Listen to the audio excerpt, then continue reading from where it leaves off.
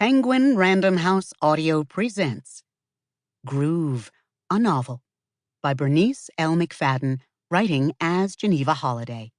Narrated by Indigo Brown, Janina Edwards, Kevin R. Free, Cary Hite, and Emana Rachelle. For Elton, who showed me that death by chocolate can be a bitterly sweet demise.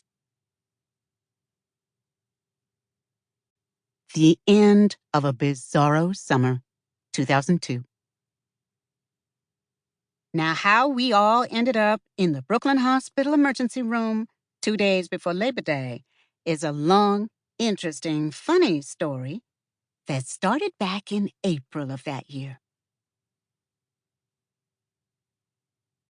Spring. Geneva holiday. In my bed that April night, my mind was everywhere but where it should have been, which was on my ex-husband's tongue as it slid across my stomach and down my side. Instead, my mind was on how hard my life was, how hard it was in so many different ways. Hard like a stone when you're black, female, and a single mother holding a GED instead of a high school diploma. I wasn't thinking about how good it felt when he pushed his fingers through my hair and moved his tongue in circles around my navel. No, my mind was on the fact that I had missed 3 weeks of calorie counters meetings, and how in that time I had stopped counting points, calories, carbs, and everything else. Now my size 16 skirts and pants were giving my size 18 hips hell. Every morning, it was an out-and-out fight, and I was steadily losing. Not the weight, of course. And on top of it, my calorie counter sponsor, Nadine Crawford, a former soda-guzzling, pound-cake-eating accountant and mother of 3 who joined the program 3 years earlier, had shed half her body weight and was currently a size 6 and calorie counter's biggest cheerleader, was now calling my house every other day like a goddamn bill collector, talking about, when are you coming back to Geneva? And I'm here for you. And let's get together for an 8-point lunch and talk about it. I know I should have followed my first mind and joined Weight Watchers. My mind was everywhere but in that bedroom where it should have been. It was on my 2-decade-old secondhand cold spot refrigerator that was humming so loud, it sounded as if any moment it would hack up something green, cough, and drop dead. If that was to happen, it would take housing a whole month to get me another crappy refrigerator in this apartment. And then how would I keep the milk cold for my 16-year-old son's morning cereal? And he was another problem. My son Eric Jr., who we all lovingly referred to as Little Eric. Little Eric hasn't been little since he was 10 years old. And now he's a sophomore in high school, towering over me at a staggering 6 feet. And that boy still has years of growth ahead of him. Just trying to keep him in sneakers is gonna send me to the poorhouse. He was a good kid, even though I knew he was sampling weed. I mean, do these kids think we weren't kids once, too? Do they think we were all born big? The other day, he strolled into the house, smelling like he'd been rolling in a field of reefer. I snatched him by his collar and dragged him through the living room and into the kitchen where the light is better and looked him in his eyes and asked him if he'd been smoking.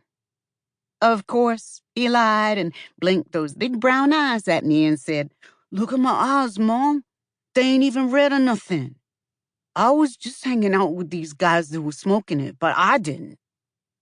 I said, "Fool, I know Visine gets the red out, but it don't take the scent out of your clothes or off your breath." And with that, I popped him upside his head and sent him on his way. I told him that if he came back in my house smelling like a pothead, I was going to call the police on him my damn self. Ooh, ooh, I moan, just so Eric can feel like he's doing all of the right things, even though my mind has skipped over to my best friend, Crystal. Not only is she my best friend, but she has been on many occasions a godsend as well. I've had some rough times, and Crystal has always been there. Like the time when I was still on welfare, and I had just collected my money and food stamps for the month and was on my way downtown to buy Eric, who was just about 4 years old then, a new pair of shoes. I hadn't even stepped off the bus good when two young boys rushed toward me, ripped my pocketbook from my hands, and then took off across Union Square. I didn't even have a token to get home. It was Crystal that I called, and she left her job and came downtown and got me, and then took me to the supermarket and filled up my refrigerator and cupboards with food. When I collected again the following month, she wouldn't even let me pay her back. Crystal is also the one who saved me from the cosmetics counter at Macy's and got me a job as a receptionist at the Ain't I a Woman Foundation. $10 an hour is certainly better than $7.50 and standing on your feet for 8 to 10 hours a day. Much better, and I will be forever grateful to her. But lately, Crystal just hasn't been herself. Something is bothering her. I see the sadness lurking behind that phony smile she walks around with all day. I keep asking her what's wrong, but she just says nothing. I guess she'll tell me in her own good time. That feel good, baby? Ooh, yeah, baby, real good. Okay, now where was I? Oh, yes, my mind being on everything outside of this here bedroom. Well, I've also been thinking about Chevy. That's another friend of mine who is just, I don't know, just crazy is the best way to describe her. Crazy and a chameleon. You can never tell what Chevy was going to look like the next time you met up with her. She could be sporting a long weave, short weave, hazel contacts, red weave, blue contacts, blonde afro puffs, green contacts. Who knows? Dr. Phil said that a person who needs to change her appearance as many times as Chevy does is unhappy with herself. I believe that. But what I want to know is, what does it say when that same person can always find money for a new pair of LeBlanca stilettos or a slinky thong from La Perla, but ain't never got enough money to pay her light bill or rent? She's making at least twice my hourly rate, for Christ's sakes, and don't have chick nor child to worry about. Not a dog, goldfish, or hamster. Just her. As my mother says, when she eats, her whole family has eaten. Crazy is all I can think to call her.